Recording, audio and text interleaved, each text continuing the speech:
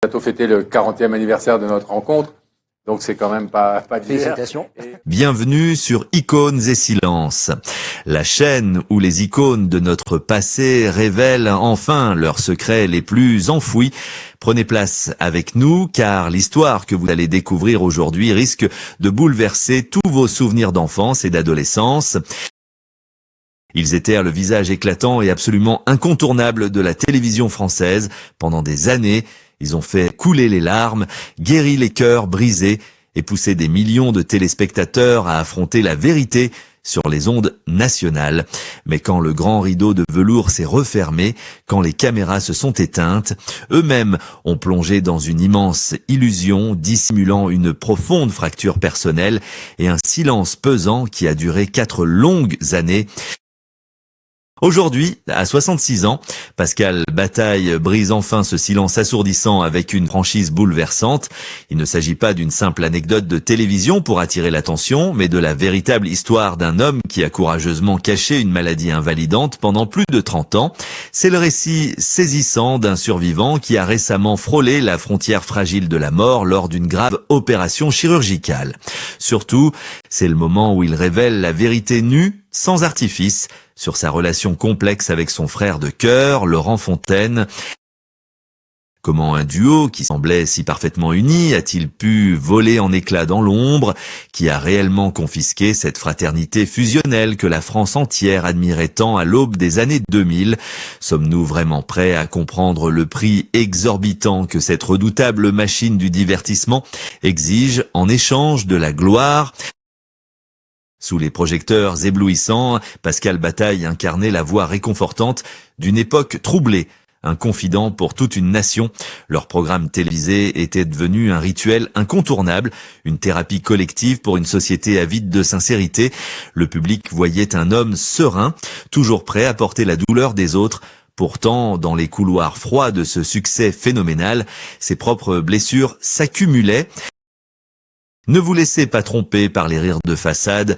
Quand les applaudissements cessaient, un combat solitaire terrifiant commençait pour lui, un fardeau invisible qui, s'il avait été exposé, aurait pu détruire sa place au sommet. Vous demandez-vous quel était ce secret si lourd à porter? Voulez-vous savoir comment le cynisme du monde médiatique a fini par consumer une amitié légendaire jusqu'à la rupture? La suite de cette histoire incroyable vous attend juste après. Pour comprendre l'ampleur de la chute et le poids des secrets, il faut d'abord mesurer la hauteur vertigineuse de leur succès. Nous sommes à la fin des années 90 et au début des années 2000. En France, la télévision est une religion, un rendez-vous sacré qui rassemble les familles entières autour d'un seul écran. Dans ce royaume cathodique, la chaîne TF, un règne en maître absolu. C'est dans ce contexte d'effervescence médiatique que Pascal Bataille, un journaliste à l'esprit vif et à la voix rassurante, va construire avec son complice un véritable empire. Au départ, ils font leurs armes aux côtés du grand Jean-Pierre Pernaut dans l'émission culte Combien ça coûte, où ils apprennent les rouages de l'investigation et de contact direct avec les Français. Mais très vite, leur ambition débordante et leur alchimie indéniable les poussent à voler de leurs propres ailes. L'ascension est fulgurante. Il lance d'abord, il n'y a pas photo, un programme de divertissement novateur qui bouscule les codes de la télévision de l'époque. Le public tombe immédiatement sous le charme de ce duo en costume sombre, l'un grand et posé, l'autre plus rond et volcanique. Cependant, c'est en 2002 que la véritable consécration frappe à leur porte avec la création du phénomène absolu. Il n'y a que la vérité qui compte. Cette émission n'était pas seulement un succès d'audience, c'était un séisme sociétal. Chaque lundi soir, en deuxième partie de soirée, des millions de téléspectateurs retenaient leur souffle devant un simple rideau, ce fameux rideau, symbole de séparation et d'espoir, derrière lequel des vies se brisaient ou se réparaient. Pascal Bataille était devenu, aux yeux du public, bien plus qu'un simple animateur. Il incarnait la figure du grand frère bienveillant, du confident national à qui l'on pouvait confier les fautes les plus lourdes et les amours les plus impossibles. Dans une société française post-guerre froide qui commençait à souffrir d'isolement et d'individualisme, chaque épisode agissait comme un baume apaisant. Il recréait du lien social avec leur société de production Loribel. Ils étendent même leur influence en produisant d'autres succès majeurs comme la méthode Coé, devenant ainsi les rois incontestés du petit écran. L'argent coulait à flot, la gloire était enivrante et l'adrénaline des directs offrait une joie immense à ce jeune homme qui vivait un rêve éveillé. Mais au sommet de l'Olympe médiatique, l'air devient rapidement raréfié. L'ivresse des premières victoires laisse peu à peu place à une pression écrasante, celle de l'audimat, ce tyran invisible qui dicte la valeur d'un homme à la télévision. Chaque matin, les chiffres tombaient comme des coups près. Pascal devait sourire, toujours sourire, peu importe l'épuisement. Il devait écouter les misères du monde alors que son propre monde intérieur commençait à se fissurer sous le poids des responsabilités et d'un secret médical qu'il devait taire à tout prix pour ne pas paraître faible face aux dirigeants de la chaîne. Cette image d'Épinal du gendre idéal de l'homme parfait qui règle les problèmes des autres était en train de devenir une cage dorée dont les barreaux se resserraient jour après jour. Vous êtes-vous déjà demandé ce qui se passe quand le confident de toute une nation n'a plus personne à qui se confier? Comment la machine implacable de la télévision commence-t-elle à broyer ceux qu'elle a elle-même élevés au rang d'icône? Ne partez surtout pas, car derrière le rideau de Ya que la vérité qui compte se cachait une réalité bien plus sombre que vous ne l'imaginez. Et nous allons la dévoiler tout de suite dans la suite de notre récit. Pendant que la France entière s'émerveillait devant les sourires éclatants de Pascal Bataille sur les écrans lumineux, une ombre froide et silencieuse s'étendait progressivement dans les coulisses de sa vie. Le public voyait un animateur triomphant, un confident toujours maître de lui-même, mais la réalité derrière le décor majestueux des studios de télévision était d'une brutalité saisissante. Le succès est un monstre insatiable, une machine redoutable qui se nourrit de la chair et de l'âme de ceux qu'elle prétend couronner. Pour maintenir cette image de perfection, Pascal devait accepter de devenir d'une certaine manière un produit extrêmement rentable pour les dirigeants de la chaîne. Les contrats s'empilaient, les heures de tournage s'étiraient jusqu'à l'épuisement total et la liberté de vivre une existence normale s'évaporait lentement. Chaque décision artistique était scrutée, pesé et souvent écrasé sous le poids de la dictature de l'audimat. Il ne s'agissait plus seulement de créer des émissions pour rassembler les gens, mais de produire des chiffres toujours plus vertigineux pour satisfaire les annonceurs publicitaires. Pourtant, la véritable tragédie de Pascal Bataille ne résidait pas seulement dans l'aliénation de ce rythme infernal. Le secret le plus lourd qu'il portait chaque soir sur le plateau n'était pas lié aux audiences, mais à son propre corps meurtri. Depuis l'année 1993, alors même qu'il entamait son ascension fulgurante, un diagnostic médical terrifiant était tombé comme une sentence implacable.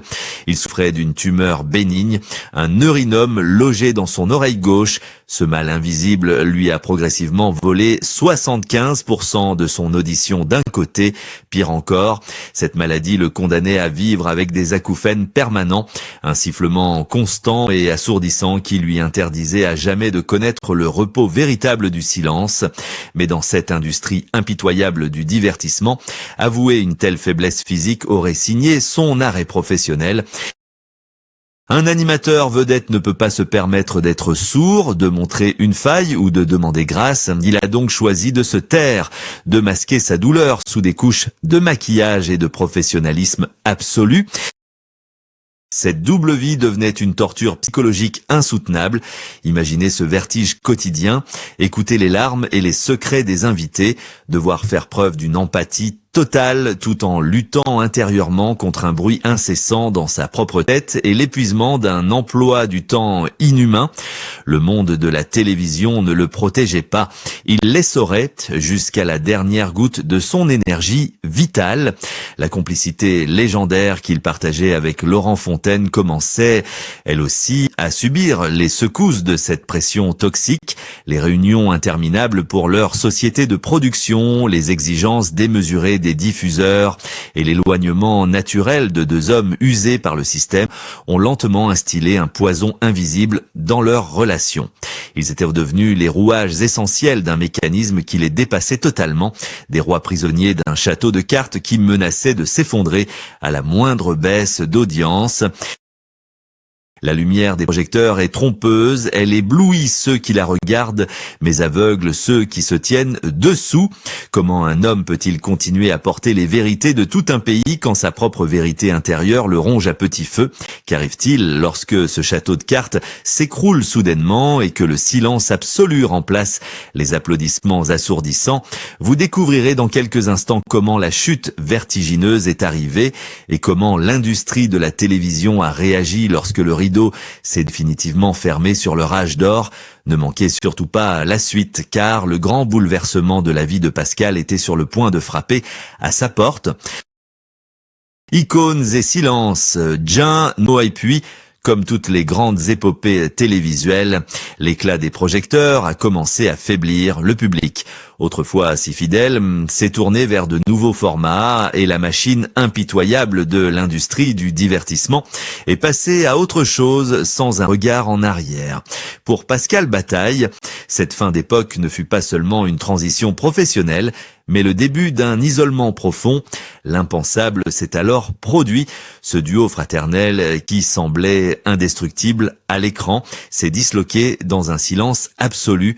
Pendant 4 longues années, Pascal et Laurent Fontaine ont cessé de se parler. Il n'y a pas eu de scandale retentissant, pas d'éclat de voix sur la place publique, mais simplement une distance glaciale qui s'est installée entre eux. Pascal s'est retiré loin du tumulte parisien, trouvant refuge dans la tranquillité du bassin d'Arcachon, au Cap Ferré. La télévision les avait unis, la fatigue et les désaccords silencieux les avaient séparés. Le monde de l'audiovisuel, qui les avait portés au nu, regardait cette séparation avec une indifférence glaçante, confirmant que dans ce milieu, on n'est souvent qu'un produit jetable une fois l'audience retombée. Cependant, le destin réservait à Pascal une épreuve bien plus terrible que l'oubli médiatique. Alors qu'il pensait avoir trouvé une certaine sérénité loin des caméras, une nouvelle foudroyante est venue bouleverser son existence. À la fin de l'année 2024, les médecins lui annoncent une nouvelle effroyable, un diagnostic qui remet tout en question. Il est atteint d'une tumeur au poumon.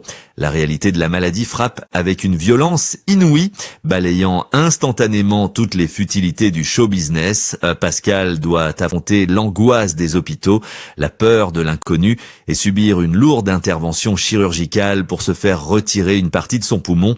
Dans le silence de sa chambre de convalescence, loin des applaudissements et des projecteurs, il se retrouve face à sa propre vulnérabilité.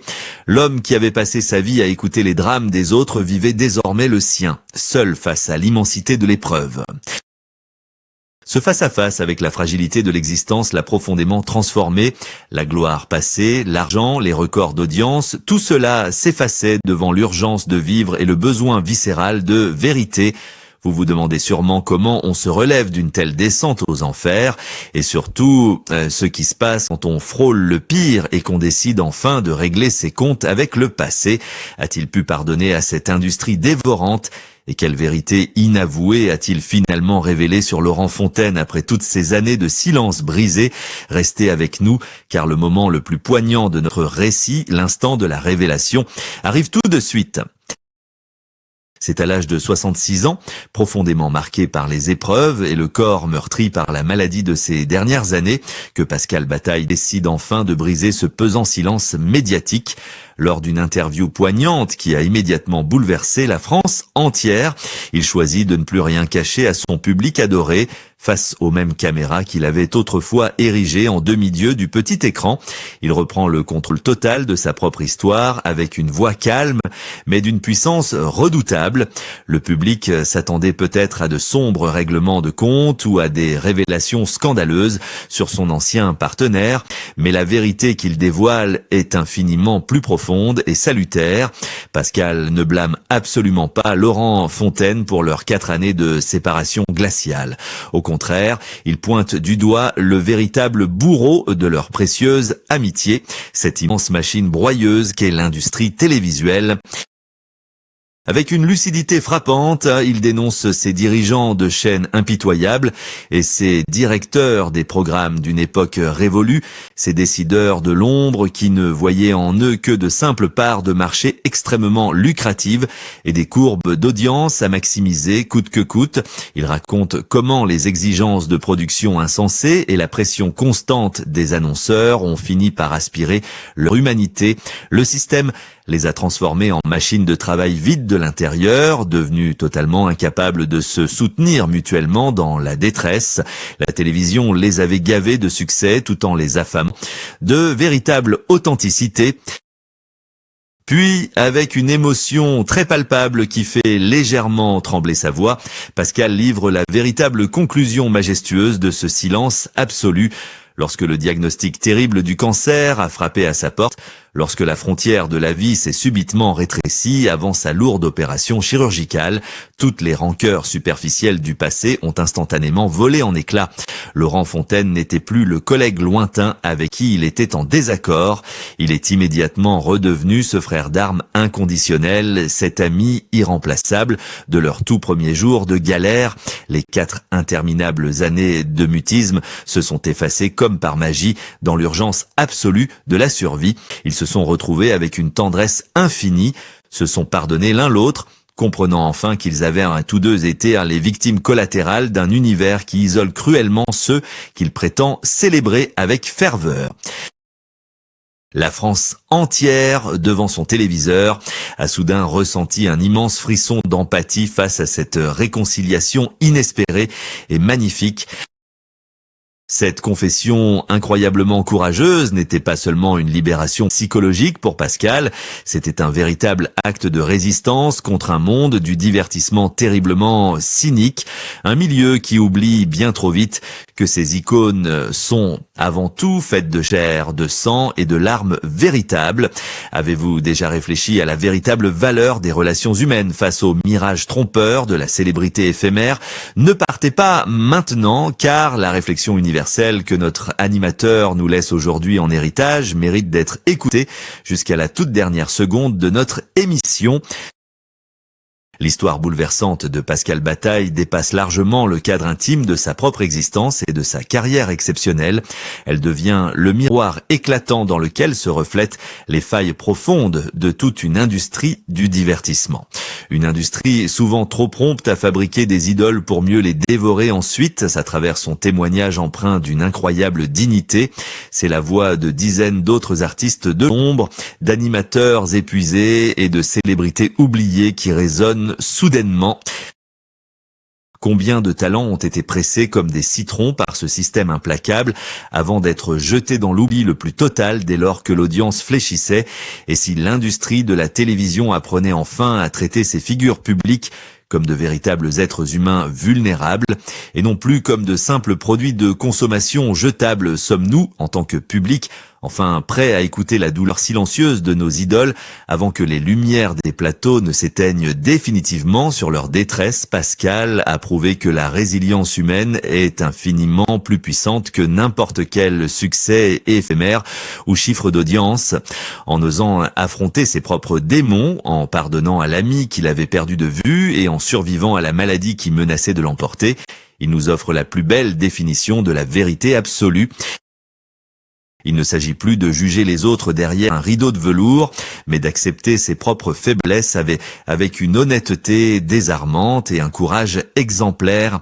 Aujourd'hui, nous avons écouté cette confession avec le cœur ouvert, non seulement pour nous souvenir avec nostalgie d'une époque dorée de la télévision française, mais surtout pour changer notre regard sur ceux qui font le spectacle au péril de leur propre santé mentale et physique, comme Pascal l'a si justement et poétiquement résumé à l'aube de cette nouvelle vie. La phrase résonne désormais comme une merveilleuse évidence pour nous tous. Je ne cherche absolument pas la pitié ou la compassion de qui que ce soit.